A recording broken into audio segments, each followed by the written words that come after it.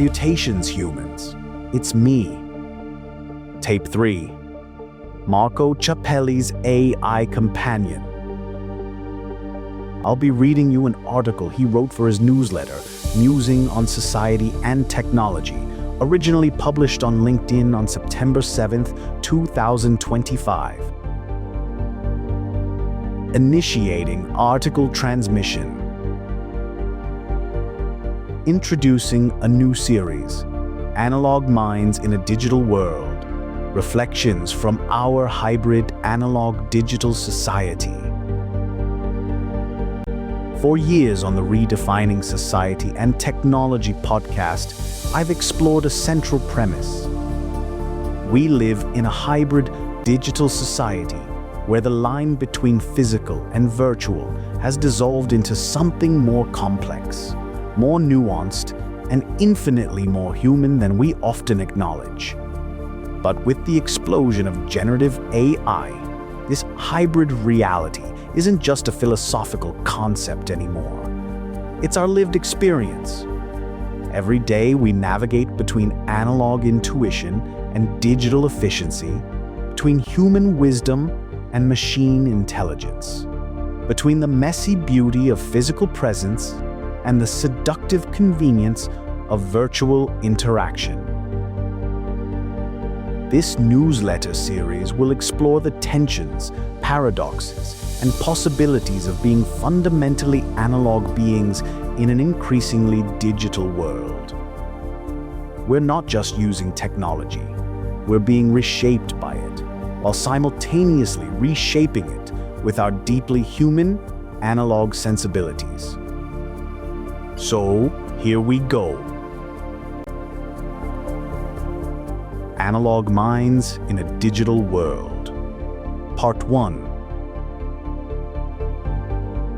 We have all the information, so why do we know less?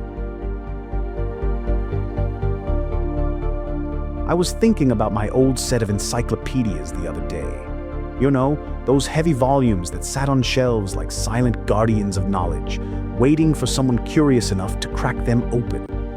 When I needed to write a school report on, say, the Roman Empire, I'd pull out volume R and start reading. But here's the thing. I never just read about Rome. I'd get distracted by Romania, stumble across something about Renaissance art, flip backward to find out more about the Reformation. By the time I found what I was originally looking for, I'd accidentally learned about 3 other civilizations, 2 art movements, and the invention of the printing press. The journey was messy, inefficient, and absolutely essential. And if I was in a library, well, then just imagine the possibilities.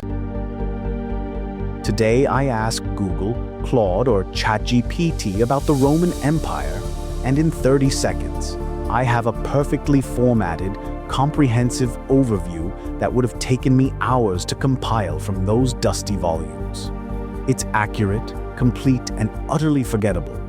We have access to more information than any generation in human history. Every fact, every study, every perspective is literally at our fingertips. Yet somehow, we seem to know less. Not in terms of data acquisition. We are phenomenal at that. But in terms of deep understanding, contextual knowledge, and what I call accidental wisdom.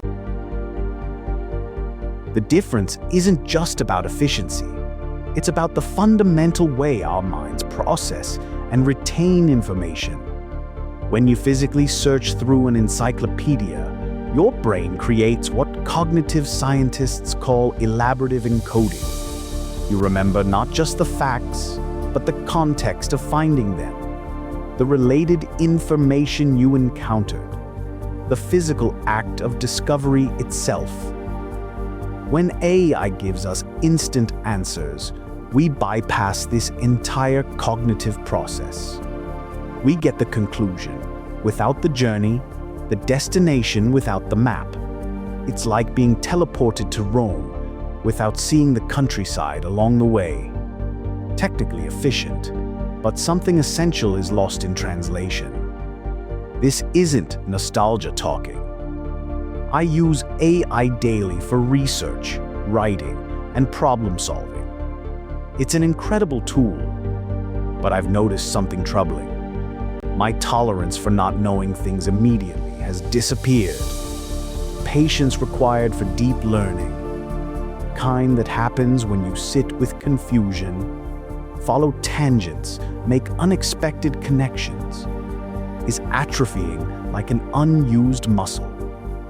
We're creating a generation of analog minds trying to function in a digital reality that prioritizes speed over depth, answers over questions, conclusions over curiosity. And in doing so, we might be outsourcing the very process that makes us wise. Ancient Greeks had a concept called metis, practical wisdom, that comes from experience, pattern recognition, and intuitive understanding develops through continuous engagement with complexity. In ancient Greek, metis means wisdom, skill, or craft, and it also describes a form of wily, cunning intelligence. It can refer to the pre-Olympian goddess of wisdom and counsel, who was the first wife of Zeus and mother of Athena. Or it can refer to the concept of cunning intelligence itself, a trait exemplified by figures like Odysseus. It's the kind of knowledge you can't Google because it lives in the space between facts, in the connections your mind makes when it has time to wonder, and discover unexpected relationships. AI gives us information, but metis? That still requires an analog mind willing to get lost, make mistakes, and discover meaning in the margins. The question isn't whether we should abandon these digital tools. They're too powerful and useful to ignore. The question is whether we can maintain our capacity for the kind of slow, meandering, gloriously inefficient thinking that actually builds wisdom. Maybe the answer isn't choosing between analog and digital, but learning to be consciously hybrid.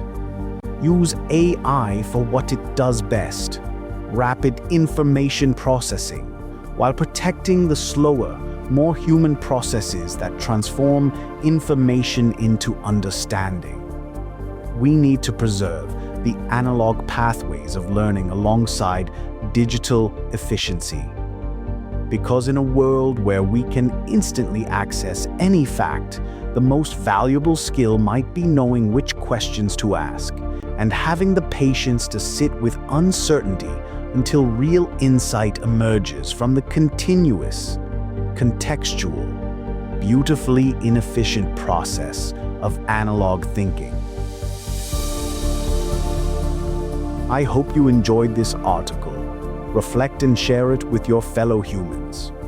And if you haven't already, subscribe to Marco's Musing on Society and Technology newsletter on LinkedIn. New transmissions are always incoming.